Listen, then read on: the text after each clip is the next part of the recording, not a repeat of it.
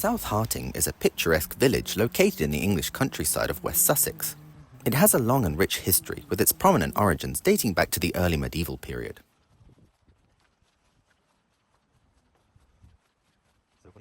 The beginnings of South Harting and the immediate surrounding actually go back to the early Roman era. While concrete recorded history is scarce, signs of ancient human activity are present in the area, with roads and small Roman settlements being found.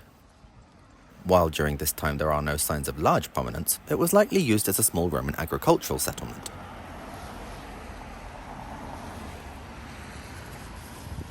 It was actually in the Anglo-Saxon period, some half a millennia later, when the area became known as Harting.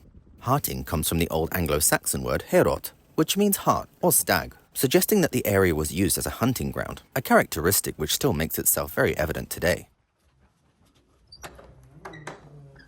Mentions of South Harting are mentioned in the Domesday Book records of 1086, showing that the town was already a significant settlement of the time, home to around 100 people who sustained themselves off the land. It was a little bit before this time that South Harting came under the control of the Norman aristocracy after the Norman invasion of 1066. Like much of Norman England, South Harting was part of a feudal state and saw the construction of early medieval buildings, including the church which we see today, with some upgrades and expansions, of course.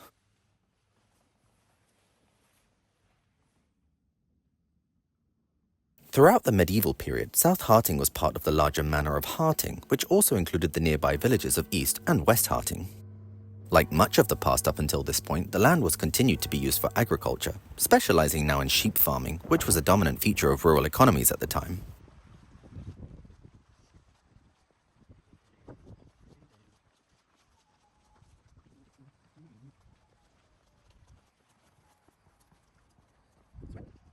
Moving into the 1600s, the aristocratic family of Featherstone Hall moved into the area, now owning much of the land around South Harting.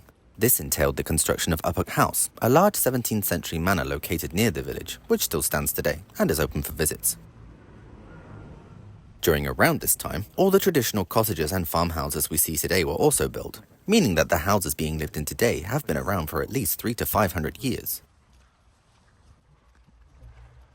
During the Victorian era, several more buildings were added to improve the social aspect of South Harting. This included the school, the village hall and the village shop, local attractions which are still there today.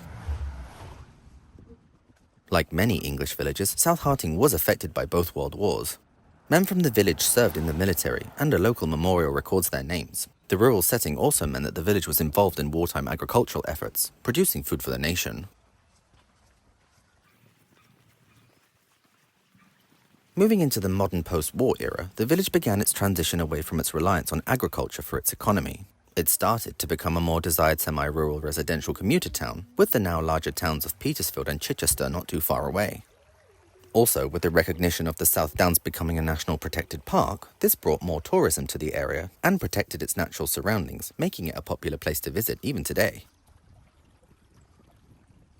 Fortunately, owing to the wider area's protected and listed statuses, this means that much of South Harting's past is now legally protected, with its authentic medieval English image being retained.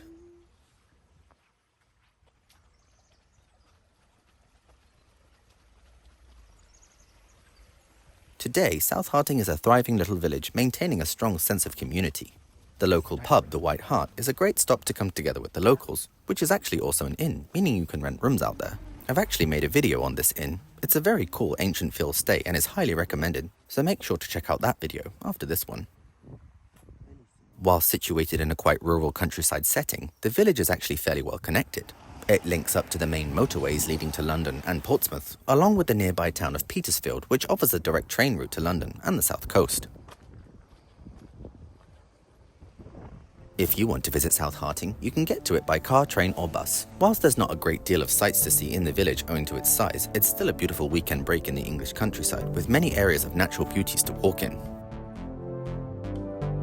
Thanks for tuning into another video everyone, and as always, ciao for now.